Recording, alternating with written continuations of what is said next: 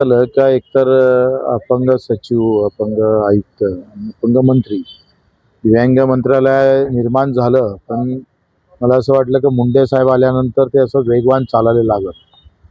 मुंडे साहेब आहे ते त्यांच्याच तोऱ्यात आहे सध्या. 2-3 अपंग गेले त्यांच्याकडे, तर ते म्हणे तुमचं रजिस्ट्रेशन आहे का? आणि तुम्हाला भांडण्याचा काही अधिकार आहे का? म्हणजे अशा पद्धतीनं त्या खात्याकडे पाहण्याचा दृष्टिकोन स्थानिक सचिवाचा, आयुक्ताचा हा पॉझिटिव्ह नाही आहे, सकारात्मक नाही आहे.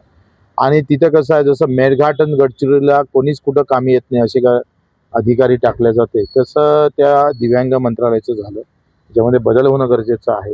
ही चूक दिव्यांग मंत्रालयाचीच आहे, हा पाठपुरावा केला पाहिजे. आम्ही धाडाव सांगितलं. आंदोलनातही फडणवीस साहेबांना हे मुद्दे सगळे त्यांनी मान्य केले, प्रोसिडिंगला घेतले, आणि तरी सुद्धा त्याच्यावर कारवाई होत नाही, हे दुःख आहे. आणि दिव्यांगाच्या प्रती सद्भावना ज्या राहिलेल्या आहेत, एका इकडे धार्मिक भावना जपल्या जातो देशामध्ये, सेवाभाव का जपल्या जात नाही? आणि मग हे जे असे जे डिपार्टमेंट आहे, विभाग आहे, यांच्यावर कारवाई झाली पाहिजे. आणि हे जर झाली नाही तर मग आता आम्हाला अधिक पुन्हा मंत्रालयात जाऊन आंदोलन करावं लागेल.